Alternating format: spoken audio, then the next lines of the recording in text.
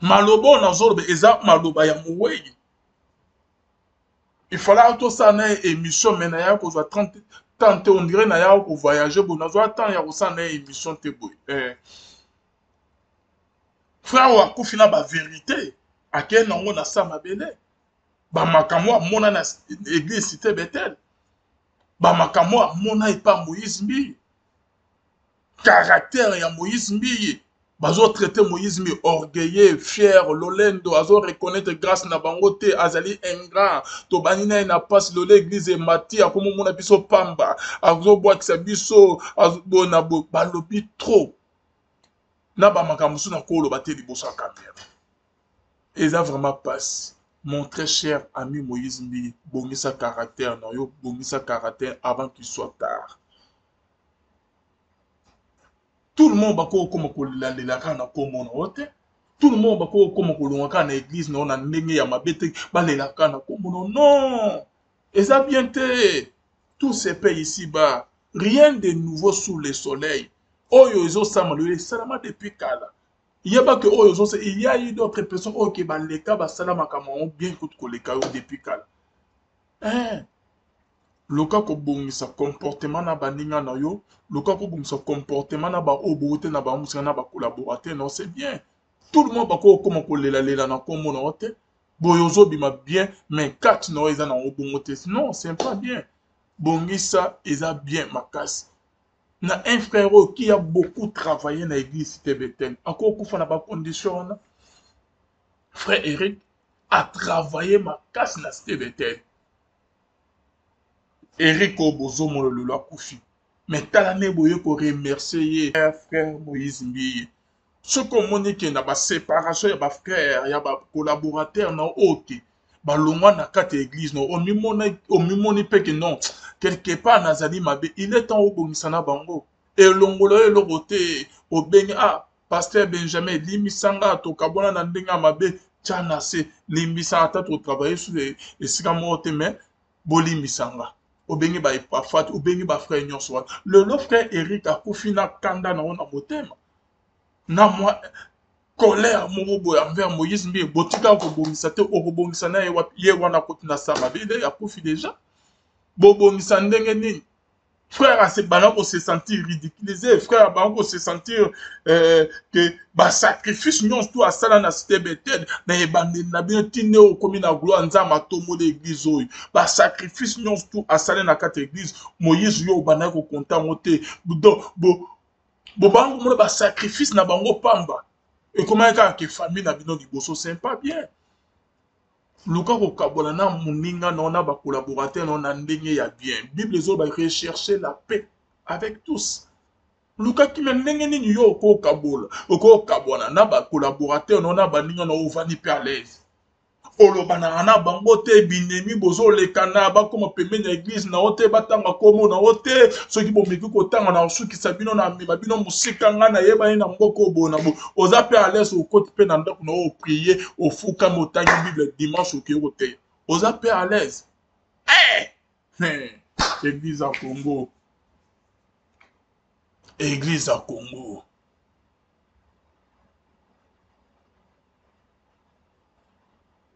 Soyez mes imitateurs comme moi je le suis de Christ. Est-ce que Christ a banal autant la bouille?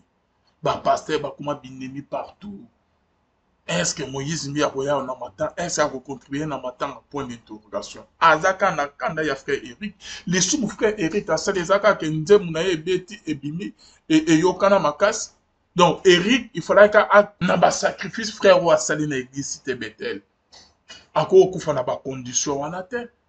Ako kufa na kozanga bongo te. Ako kufa na pasi ya bongo te na pauvreté ou comment je ne sais pas. Un frère a ça la banane qu'on interpréter, a banane qu'on adorer, qu'on ça la modération, ba louange qu'on animer, proche à Moïse Mbi, a koufa lo lengi wana. Non, Moïse Mbi, et na Moïse Mbi, et longo, union fait la force, et on n'a pas compris, ba départ et comme au salam. Na ba jeune au babanagi na Moïse Mbi, o ya longo Moïse ba bebani na ye alongoli Moïse a bebana donc Moïse a comme bebana lorsque élévation eye makasi a comme ko bebana na entourage na ye na ba master na ye ba comme ko longa longa église lorsque église evandi ba ndime ba comme ebele succès ye makasi les mêmes jeunes qui ont travaillé avec Moïse Mbille qui ont contribué pour que l'église ait élément Moïse a comme ko kabona na bango ba départ esalami mingi oyo azalaki adjoint ya pasteur Moïse Mbiye pasteur Benjamin pire camarade na abima mpe na baklipe babeba na Moïse Mbiye na ndenge ya mabe mpe Moïse abengana ye na église ya cité Bethel alongwa bapasteur bazebe Epaphras oyo azalaki en même temps pasteur na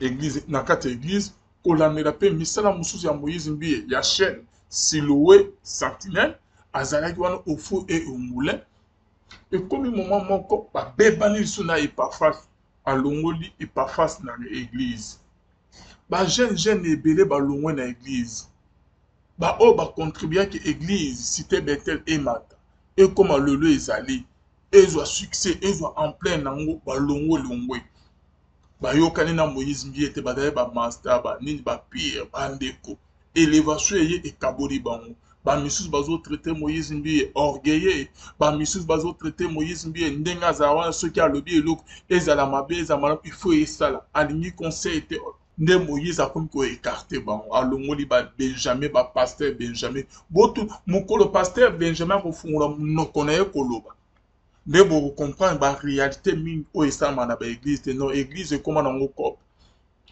eza nango soki bonzambe te mokolo pasteur benjamin oyo ya cité Bethel mokolo akofungola monoko koloba ekozala dega mokolo Epaphras pasteur évangéliste mokolo akofungola mpe monoko koloba na bamakambo esepasa na cité Bethel epa Moïse Mbiye bokomona ke non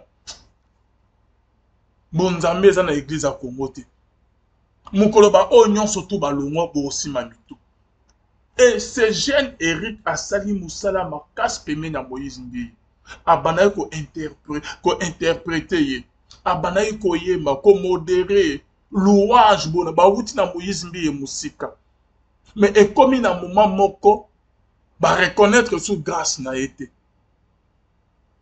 et Moïse Mbiye aye kolongola jeune oyo pembeni na ye aye kobengana ye na église na ye donc église eza su ya nzambe te église ekoma ya bapasteur. Shalom, shalom, shalom, shalom, bien-aimés dans le Seigneur. Un grand merci à vous tous qui êtes connectés sur notre chaîne La Voix Céleste Nzela Lola, Esika Bonzambe, Ekitara na Luyemo na Malwape na Bisala. Bonzambe na Bonzambe, Lola Ezofuta, Simana Anto Yakurubake Nzamba Boyeto Baye, Lisusu Apinama Sazo Sera Biso Elongo, na Pasteur Feza Missia, la bouche autorisée de l'éternel depuis Zurich, na Philo Mukwa ya Motema, ya Bivens Domo depuis Londres, na Maman Gisèle, Luke do Motema Papa, Emmanuel, na Boston. Maman Mami Mbunga Nzamba Lola, Amono Esikozo dans la Biso, na Bosanité, ma petite sœur Sarah Yoka Motema Papa Cédric Lolendo na Canada, Maman Cécile Chika depuis Ottawa, topé sur Moté Sikozo dans la Biso Nzamba Lola, Amono Nzambe, Apamora Bino. Voilà, bien aimé dans les Seigneurs, toujours dans le cadre pour informer Bino, Bible Zolobake, et Sengeli Tolela Naba Oyo Bazolela. Donc c'est ça quoi, nous devons glorifier l'Éternel dans toutes les circonstances. Mauvaise nouvelle et Koko ya Église Corps de Christ, Moko ya Bandeko Peke Nayebaki. Atalaki chantre, oui, Adalaki chantre, l'église ya pasteur Moïse Mbiye, parfois bana pe ko interpréter ye, ndeko na biso na kombo ya Eric Ilunga, atiki biso il n'est plus en vie, ndeko awuti kokufa, depuis Angola, ndeko asali AVC. Qu'est-ce qui s'est passé au juste? Nini de Kanekuna, Toyebite bien-aimé dans le Seigneur, mais vous devez le savoir que Azali Moko, il y a Bana, il y a Église, Cité Bethel, génération où apôtre Mbi, Atikaki génération ya bajeune oyo ke atikaki badirige bakamba église batravaille na mwana na ye Moïse Mbiye elongo na kati ya église Cité Bethel. Vous devez bien de savoir que Moïse Mbiye, avant que akoma pasteur, il y a église Cité Bethel, papa na azaki d'accord te que azala pasteur titulaire, suite ya bamakambo esalamaki trop ya mingi ebele koleka na kati ya église au Cité Bethel, makambo mingi esalami, kotiela papa apôtre Mbiye mula ya ba poison, ekomaki guerre vraiment na église au Cité Bethel na communauté oyo, donc ekomaki ke babotola ba apôtre Mbiye église, ba propre collaborateur na ye, ba master na ye, ba telemela ki l'homme bégué qui serait abandaki kobela aliaki poison qui va dans église, donc ezalaki vraiment ba makambo ebele église soki esalamaki na komo ya master moko ya apôtre Mbi et comment qui vraiment makambo ebele na kati église.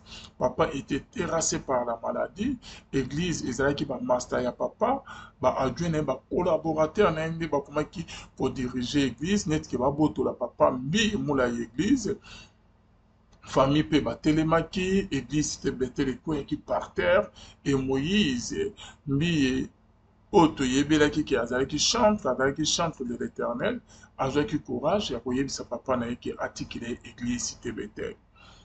Papa na ye alingaki te alobi non papa bandimi basili église ekweyi pesanga chance bamasana yo bona boye bazoyede yo te bona boye. Moïse as'impose alobi papa pesanga 6 mois naza pasteur titulaire. Apôtre Mbiye aboyaki ayaki kopesa condition moko te okoza pasteur titulaire te ainsiste alobi pesanga 6 mois soki omoni makambo etamboli te longolanga na église. Na appui ya mama pe ya Moïse Mbiye, papa Mbiye mula ya kosede apesi Moïse Mbiye église a diriger mais apesaki condition esingalaki abala. Et Moïse Mbiye ayaki kobala kosala mariage coutumier oyo ke tokozongela lisolo yango te abalaki déjà mariage coutumier oyo ezali reconnu na Bible parce que bamariage oyo tosala oyo religieux oyo civil nzambe ayebi yango te, nzambe ayebi kaka mariage coutumier. Moïse abalanaki na fille moko son nom m'échappe, comment il s'appelle encore. Donc eya kocoïncide mpe ke bon tokota na badetail te. Moïse aye kobala avi église bitumba ebandi entre ye na bamasa papa na ye asalaki aécarte e aye kozwa génération ya sika ya bagene bapapa nyonso tu oyo ke babanda kobundisa papa na ye oyo ke balinga babotela église. Moïse Mbiye aécarte bango et Moïse a voulu travailler avec les jeunes. Tomonaki ba pasteur Benjamin, tomonaki ba Epaphrate, tomonaki ba pasteur ebele ba jeune oyo ke Moïse asangana asimana ki na bango na mabuku pe apôtre Mbiye mulaya alobaki na ba jeune bo travailler na ndeko na bino, bo travailler na leki na bino na master na bino, bozala na ye bomoko. Nde babandi ko travailler na kati ya église Cité Bethel. Mais on n'a pas compris. Moïse a vu église alongoli, on dirait changer un peu doctrine ya kati ya église au Cité Bethel. Liboso ezalaki basi fo balata kitambala, mwasi fo alata ba jupe ya milaye ezipi makolo. Et Moïse, lorsque pas même 6 mois ebeti, na 3e mois, ali rekoniko ya 4e, 5e mois, bandimi bakongo ozonga na église, a changé pe style. Seri ya papa na ezaki ba robe, ba maputa, mais et pas Moïse Mbiye a changé na style. Moi soko oyo na mbati na oyo na mini jupe oyo na body na okoti na kati église oyo na plante no mèche na normal. Ba papa ba meki kote misimbi te a écarter ba monyon surtout ba papa ou ba travailler na papa na. Mais génération lorsque ba simani na maboko bien aimé ba comme ko travailler na Moïse Mbiye et longo union fait la force et on n'a pas compris ba départ et comme au salam na ba jeune o babandaki na Moïse Mbiye oyo alongwe Moïse babebani na ye alongoli Moïse abebana donc Moïse akomi kobebana lorsque élévation eye makasi akomi kobebana na entourage na ye na bamaster na ye bakomi kolongwalongwa église lorsque église evandi bandimi bakomi ebele succès eye makasi. Les mêmes jeunes qui ont travaillé avec Moïse Mbiye qui ont contribué pour que l'église ait tellement Moïse akomi kokabwana na bango ba départ esalami mingi oyo azalaki adjoint ya pasteur Moïse Mbiye pasteur Benjamin pire camarade na abima mpe na baklipe babeba na Moïse Mbiye na ndenge ya mabe mpe Moïse abengana ye na église ya cité Bethel alongwa bapasteur bazebe Epaphras oyo azalaki en même temps pasteur na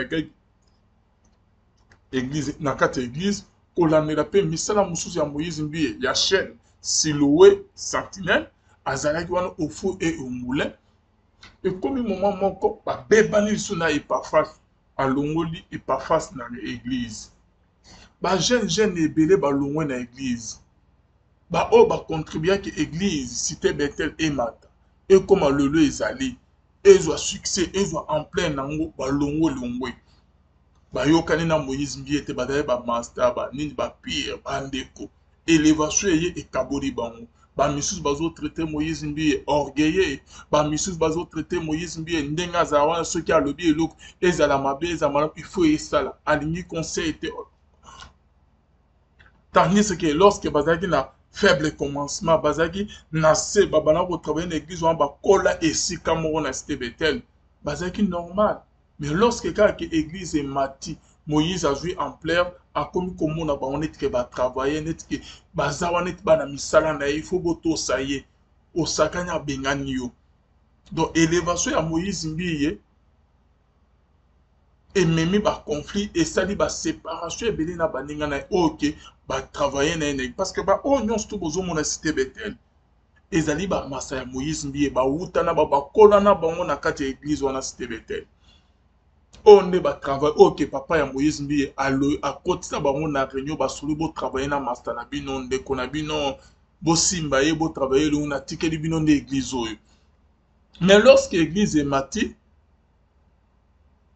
séparation conflit Moïse azolinga suko koyoka te selon oyo balongwa komona bango neti ke bazali sans valeur komona bango neti ke bazali pamba kobwakisa bango boye na boye donc Moïse azo reconnaître basacrifice na bango te ekomi lorsque eloko nyonso tu ezanga soki ngai te mais église oyo ekomi boye te eza grâce na ngai eza nde nzambe azotravaille na ngai bino te et bamasa ya Moïse Mbiye ekomaki na moment moko ke Moïse abandaki soki koreconnaître grâce na bango te donc basacrifice nyonso tu basalaki mpona Moïse Mbiye Moïse akomaki komona yango pamba lorsque amati e bamasa oyo bazalaki na regret baninga ya Moïse Mbiye bamonaki ya ingratitude Moïse azali ingrat envers bango babundani na Moïse ensemble église emati cité Bethel bandimi bazongi loboko moko ekosokola elongi te basanganaki dans l'ensemble batravaille dur butu moyi bajeune prière baretraite baévangélisation Moïse atika kosala ngo ye mote il a fait avec ses amis mais ekomi na moment moko ya élévation Moïse orgueil selon bango orgueil elati Moïse akomi orgueilleux akomi kobaki tinde église ekomi eza bino te ezali nga nakoki kozala sans bino na kotravailler donc Moïse akomaki komona bango pamba vous êtes rien du tout na miso na nga ata bolongwe église ekufa te tant que nga moko naza wana famille mpe bandeko ya Moïse Mbiye bakoti mpe na masolo Jésus ekomi nyonso tu na leki ya Moïse Mbiye grand sœur ya Moïse Mbiye famille ya Moïse Mbiye bacollaborateur na ye bazose retrouver lisusu te bakomi kotiela bango bakale ekomi neti ke bord ya famille il faut biso famille to se retrouver il faut tolia bien il faut bona boye ekomi ke bacollaborateur ya Moïse Mbiye bamaster na ye oyo ke basouffra na ye mpona ke église emata bazose retrouver lisusu te ingratitude totale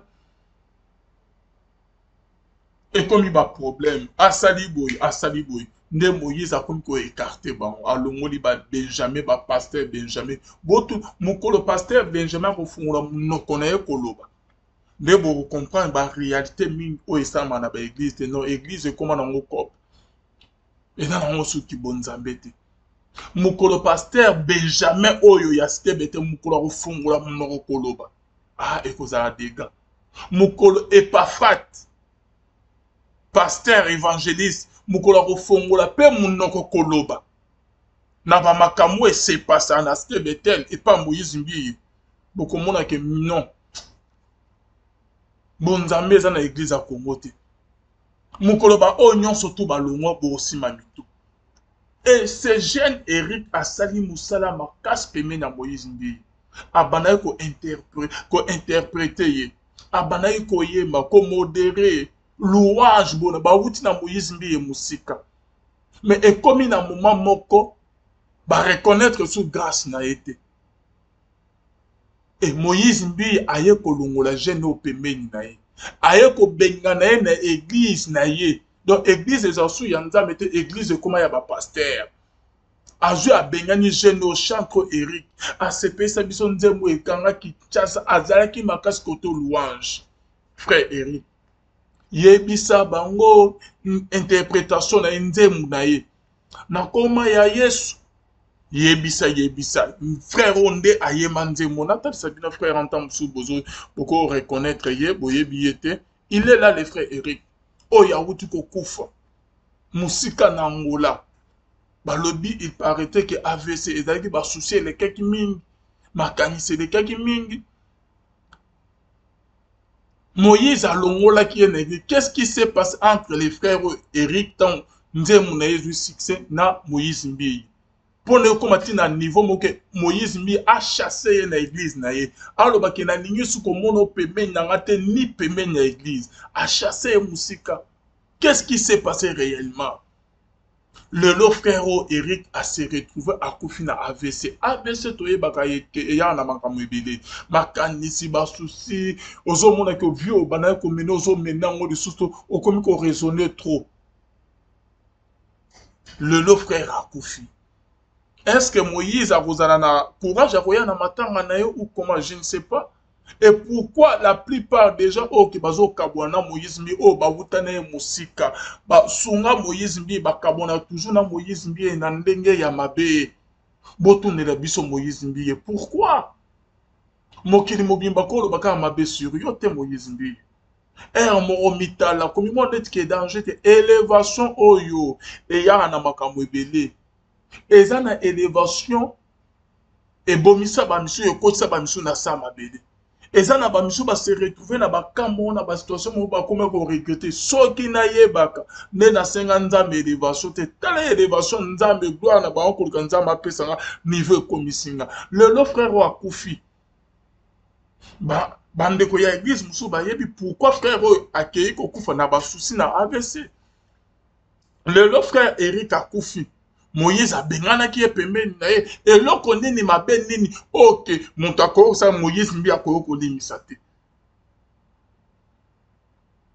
ce qui que nzamba lola alimisa Moïse Mbie na ba mabe nyonso ok Moïse peut-être asala na kuku na mposa to nini Moïse avait irréprochable te na miso nzambe Moïse azali parfait te mais nzamba azotel c'est toujours ngolu na ye grâce na ye likolo na ye azolimisa soki ke nzamba lola azolimbisa Moïse Mbie et pourquoi pas que Moïse Mbie okolimisa pe baninga atake batamoli mabe yo erreur ya moke obengani donc okomi omona ke non tina église cité peut-être ekomi monene ezali grâce na yo moko ezali baninga wana bacontribuer na eloko te okomi ko miri kosa neni kosabote bango koa okomi omona bango pamba okomi ko ridiculiser bango okomi komona ke ba sacrifice bango nyonso tout basali ozo reconnaître bango lisusu te na ba faible commencement na bino ba sacrifice ba oyo nyonso tout ba Benjamin ba Epaphrade ba Eric bana baza ebele balongo longo en silence oke mokili yebi te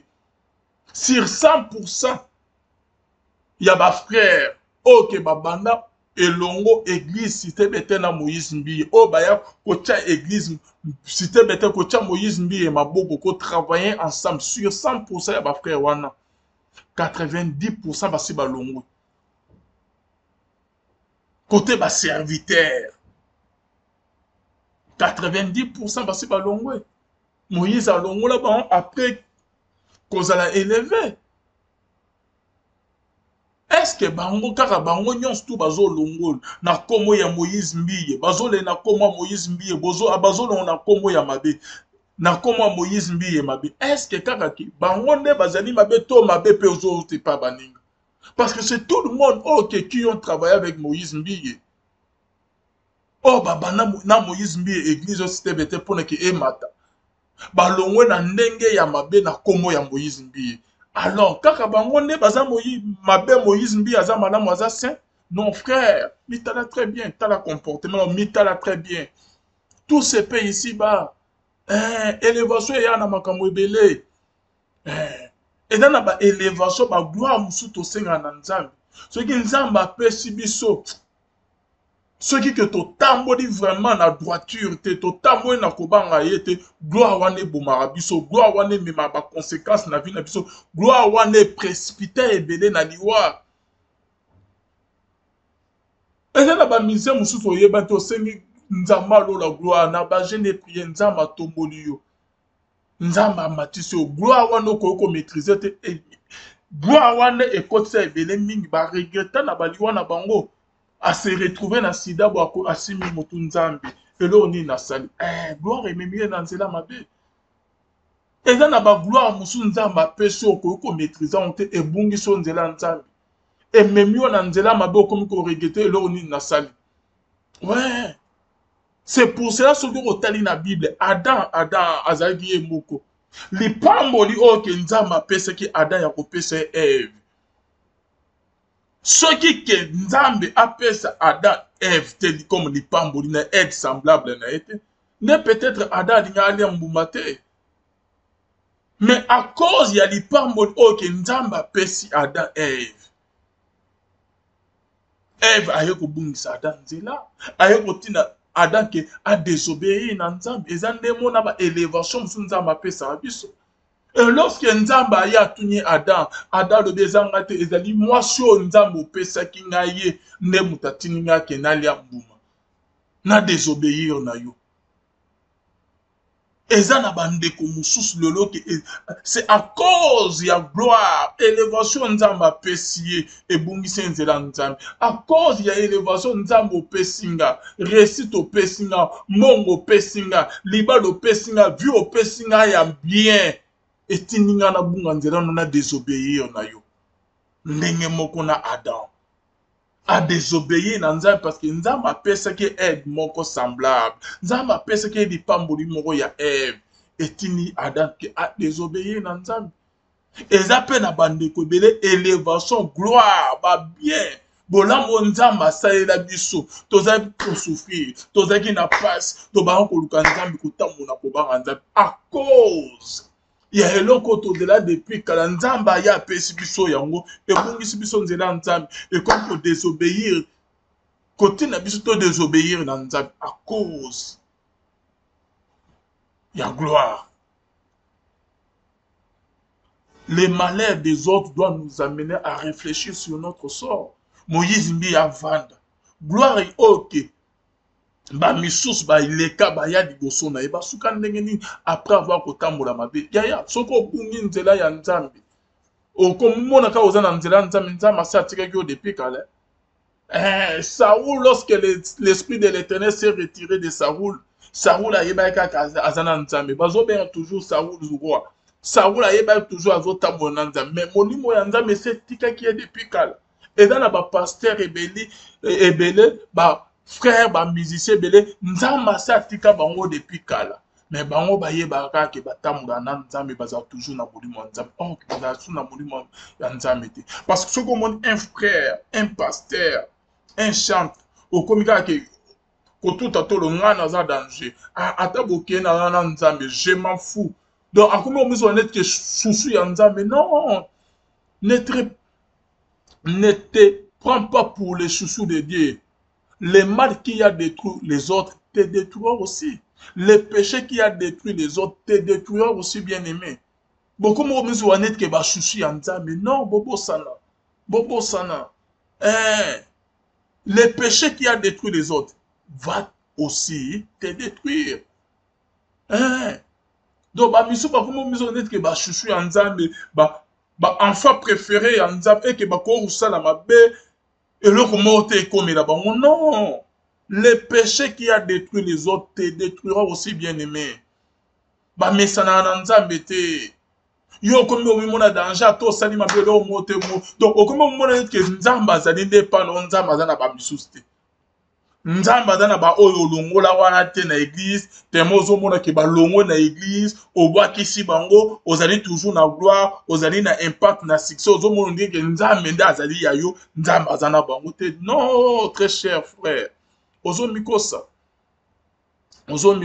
omoni succès élévation eza neti faire à repasser omoni faire à repasser soki obranche na prise ezwizwi moto soki odébranche esila moto mbala moko te moto esila malembe ntina oyo ya kosutuka moto nyonso evide c'est ça là naye koloba na mon cher frère Moïse Mbiye soki omoni ke na baséparation ya bafrère ya bacolaborateur na oyo te balongwa na kati ya église no omimoni mpe ke non quelque part nazali mabe il est temps obongisa na bango elongola eloko te obengi Pasteur Benjamin, limisanga tokabona na ndenge ya mabe tia na se limisanga ata totravaille sur esika moko te mais bolimisanga obengi ba Epafate obengi ba frère nyonso wana lelo frère Eric akufi na kanda na ona motema na moi colère moko boye envers Moïse Mbiye botika kobongisa te okobongisa na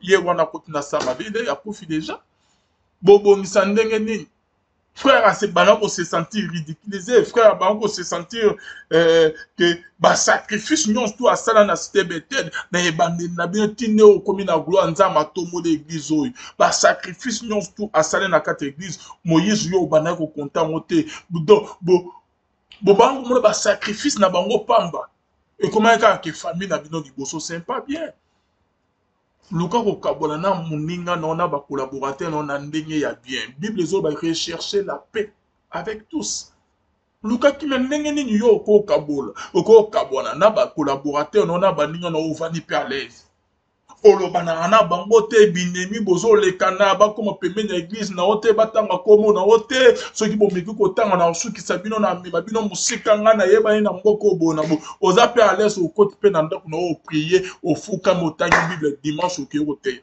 oza pe à l'aise église à Congo église à Congo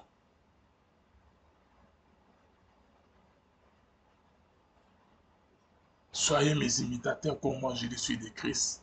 Est-ce que Christ a banal kotambola boy? Ba pasteur ba kuma binemi partout.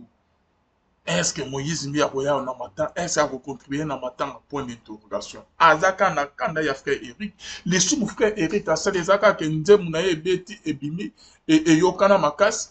Donc Eric il faudrait qu'à toujours à dépendre toujours na Moïse Mbiye. Akoka ko bima libana te ke ake robeta concert. Moni ko kanga ba musicien ba collaborateur no che ba honnête na kati ya prison en ciel ouvert boy. Ba musicien abuta ko lona bosen ko moi petit frère nanga. Oya longwe pa Moïse oya yemba nzemo pe yokana soki nini wana comme on ezo kimanga. Alongwa asala émission alobani. Moïse a signé un contrat mon que okobete pa na pendant 10 ans. Okenoye mesika morote soki babengi so na église okenete concert okenete fongande bakota en contact donc Moïse yo kanga ba musicien no bino boza sûr que sœur oya yemba pa Moïse Mbiye comme on a nan ba comment ya ba musicien et comment okimanga bo ndenge ni hein quand on se retient là ba musique chrétienne on a beaucoup travaillé pour na ba musicien ingratitude. Donc, et comment on décourager biso to lande la ba makam na bango quoi. Hein? Donc, servo a ko beta concert ce qui et dans la ba contrat et belé et hier pour na servo. Moïse aboya na. Pourquoi mon ba musicien net que musicien mo ya mokili ozo fait grâce na bango ba koki ko bimate ba ko za na liberté te na musala bazo sala. Donc, les son frère Eric ilunga sala parce que nzemu na ye wana yebisa bango louange wana ekanga ki ne sala succès akoka ko évoluer na ndenge na yete donc au créer les problèmes au longole na église au chasser musika na okangeli ba porte partout c'est pas bien malobo na zolobe eza maloba ya muwei il fallait tout ça na émission mais na ya ko 30 on dirait na ya ko voyager bon na zo temps ya ko ça na émission te boy frère wakufi na ba vérité ake nango na sa mabele ba makamwa mona na église cité Bethel Bamakamo amona epa Moïse Mbi. Caractère ya Moïse Mbi. Bazo traité Moïse Mbi orgueilleux, fier, lolendo, azo reconnaître grâce na bangote, azali ingrat, to banina na passe lolé église et mati, akomo mona biso pamba, azo boakisa biso, azo bona bo, balobi trop. Na bamakamusu na kolo bate liboso ya caméra. Et ça vraiment passe. Mon très cher ami Moïse Mbi, bongisa caractère na yo, bongisa caractère avant qu'il soit tard. Tout le monde va comme la kana comme ote. Tout le monde va comme on kana église non na ndenge ya mabete balela kana comme non. Et ça bien te. Tout se paye ici bas. Rien de nouveau sous le soleil. Oyo ezo samalé salama depuis kala. Il y a pas que oyo il y a eu d'autres personnes qui baleka ba salama kama bien que koleka depuis kala. Hein? Loka ko bongisa comportement na baninga na yo, loka ko bongisa comportement na ba obote na ba musika na ba collaborateur, non c'est bien. Tout le monde ba ko comme ko lela na ko mona ote. Boyozo bima bien, mais kat no eza na obongote. Non, c'est pas bien. Bongisa eza bien makasi. Na un frère qui a beaucoup travaillé na église Cité Bethel. Ako kufa na ba condition. Frère Eric a travaillé makasi na Cité Bethel. Eric Obozomo le akufi. Mais talane boye ko remercier na monnaie ya singe. Talane boye ko remercier na nebo boakisi. Or que il a fallu que Moïse Mbi il a fallu que a aider frère oui. Album na ebimi nzem na ebimi o orienté o sungande kono amata kene liboso. C'est ça mon thème malamu.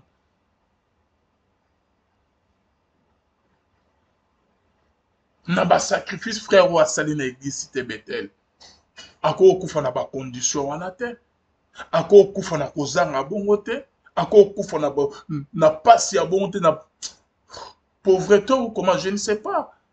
Un frère ou asala bana ko interpréter, abana ko adorer, ko sala modération, ba louange ko animer, proche à Moïse Mbi. Akufa lo lenge wana. Non, Moïse Mbi. Yo kutu mutoza millionnaire proche na akufa lo lenge wana non. Na ba condition wana non. Confusion totale. O tozo mona na libanda ya mokitoko mona na église. Confusion. Pourquoi ba chrétien ba comment bizaleli yabo ba comment comportement yabo c'est ce que tozo le la tongo bidi poko. Bango baza wana pa kake pour na kosalela ba collaborateur na bango. Oh là là. Et ça passe. Que son âme repose en peine de qu'on a vu sa paix manakimia, molimo na epe manakimia, nzamba ayambaye. Nyonso eleka très bien, et ça m'a rappelé passe.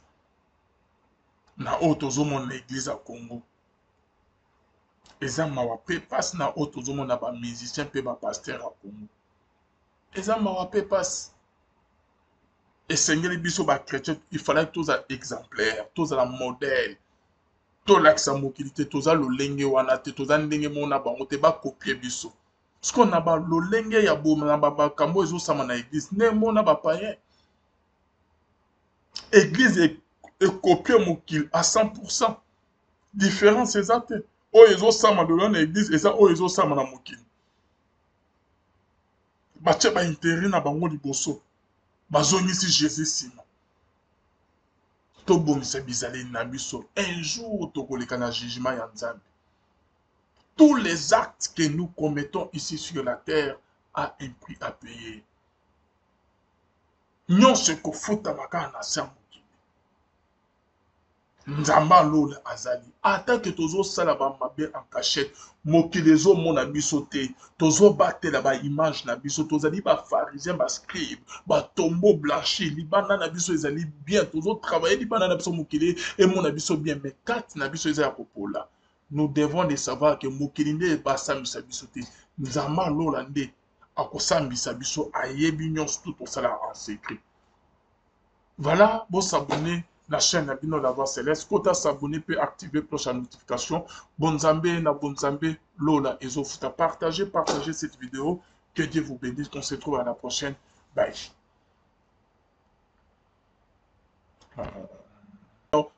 bino boza sûr que sœur oyo ayembaka epa Moïse Mbiye komona nani bakomo ya bamusicien ekoma okimanga boye ndenge nini hein? Donc on se retient là ba musique chrétienne, on a beaucoup travaillé pour les musiciens ingratitude donc et comment on décourager biso to lande la ba makambo na bango quoi hein? Donc sœur wa ko beta concert ce qui et dans la ba contrat et belé hier pour la sœur oyo Moïse aboya na ye. Pourquoi mon ba musicien net que musicien moko ya mokili ozo fait grâce na bango bakoki ko bimate bakoza na liberté te na musala bazo sala. Donc les son frère Eric Ilunga sala parce que nzemu na ye wana yebisa bango louange wana ekanga ki ne sala succès akoka ko évoluer na ndenge na yete. Donc au créer les problèmes au longo de l'église au chasser musika na au kangeli ba porte partout. C'est pas bien. Malobo na zolo eza maloba ya muwei. Il fallait tout ça na émission mais na ya ko 30 on dirait na ya ko voyager bon na zo attend ya ko ça na émission te boy. Frère wa kufina ba vérité ake nango na sa mabele. Ba makamwa mona na église cité Bethel. Ba makamwa mona epa Moïse Mbiye. Caractère ya Moïse Mbiye. Bazo traiter Moïse Mbiye orgueilleux, fier, lolendo, azo reconnaître grâce na bango te azali ingrat. To banina na passe lo l'église et mati akomo mona biso pamba. Azo boakisa biso azo bona bo balobi trop. Na ba makambo na kolo ba te liboso caméra. Et ça vraiment passe. Mon très cher ami Moïse Mbiye, bongisa caractère na yo, bongisa caractère avant qu'il soit tard. Tout le monde bako koma ko la kana ko mona ote. Tout le monde bako koma ko longa na église na ona ndenge ya mabete ba la kana ko mona non. Et ça bien te tout se paye ici bas. Rien de nouveau sous le soleil. Oyo ezo samalé salama depuis kala. Il y a pas que oyo il y a eu d'autres personnes qui ba leka ba salama kama bien que ko leka depuis kala. Hein?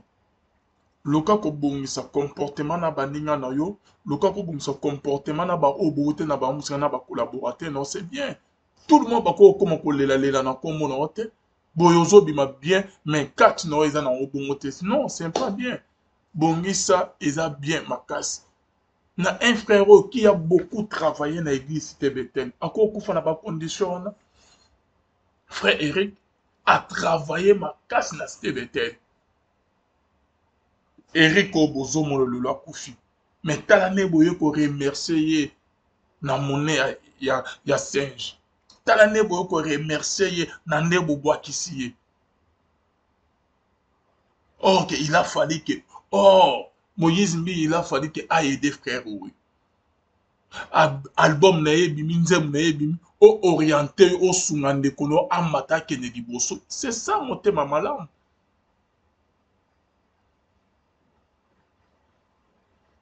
Na ba sacrifice frère ou asali na église Cité Bethel. Ako okufa na ba condition wana te. Ako okufa na kozanga bongo te. Ako okufa na pasi ya bongo te na pauvreté ou comment je ne sais pas. Un frère ou asali abana ko interpréter, abana ko adorer, ko sala modération, ba louange ko animer, proche à Moïse Mbiye. Akufa lo lenge wana. Non, Moïse Mbiye. Yo kutu mutoza millionnaire proche na akufa lo lenge wana non. Na ba condition wana non. Confusion totale. O tozo mona na libanda ya mokitoko mona na église. Confusion. Pourquoi ba chrétien ba comment bizaleli yabo ba comment comportement yabo c'est ce que tozo le la tongo midi poko. Bango baza wana pa kake pour na kosalela ba collaborateur na bango. Oh là là. Et ça passe que son âme repose en peine de qu'on a vu ça pe manakimia molimo na ye pe manakimia nzamba ayambaye. Nyon se les gars très bien et ça m'a pe passe. Na otozo mon église à Congo. Et ça m'a pe passe na otozo mon ba musicien pe ba pasteur à Congo. Et ça m'a pe passe. Et Seigneur biso ba chrétien, il fallait tous à exemplaire, tous à la modèle. To lakisa mokili te toza lolenge wana te toza ndenge mona bango te ba copier biso. Ce qu'on a ba lolenge ya boma na ba kambo ezosama na église ne mona ba païen. église est copiée mokili à 100%. Différence exacte. Oyo ezosama de na église eza oyo ezosama na mokili. Batie ba intérêt na bango liboso. Bazongisi Jésus sima. Tobomisa bizaleli na biso. Un jour tokoleka na jugement ya Nzambe. Tous les actes que nous commettons ici sur la terre a un prix à payer. Nyonso kofutamaka na sa mokili. Nzamba lola azali. Ata que tozo sala ba mabe en cachette, mokili ezo mona biso te, tozo batela ba image na biso, tozali ba pharisien, ba scribe, ba tombeau blanchi, libana na biso ezali bien, tozo travailler libana na biso mokili et mona biso bien, mais kat na biso ezali kopola. Nous devons de savoir que mokili nde ba sambisa biso te. Nzamba lola nde akosambisa biso ayebi nyonso tout osala en secret.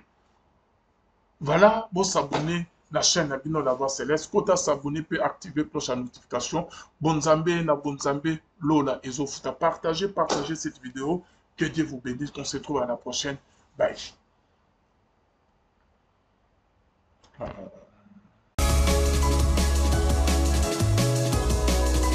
La salle polyvalente Maman Albertine est désormais à votre portée. Votre nouveau cadre idéal pour vos événements avec une capacité de 200 personnes est là. Vos fêtes de mariage, vos collations de grades académiques, vos anniversaires, vos réunions politiques, réunions de famille ou d'église, voici où organiser ces événements dans des conditions optimales. Nos services, le protocole, la sécurité, le parking, le DJ, la chambre pour les mariés, le service d'achat boissons, décoration et autres services traiteurs. Chez nous, nous vous assurons également une salle de sport avec une séance de 3 fois par semaine, le tout pour un abonnement à un prix très abordable. Notre adresse, 12e rue industrielle, sur l'avenue Fifi Body, numéro 15, dans la commune de Limété. Vous nous trouverez juste après l'usine Mortadella. Pour tout contact, appelez-nous au plus 243 81 082 80 48 ou plus 243 81 92 63 744. La salle polyvalente Maman Albertine, venez passer vos week-ends en toute quiétude, venez donc célébrer autrement vos manifestations.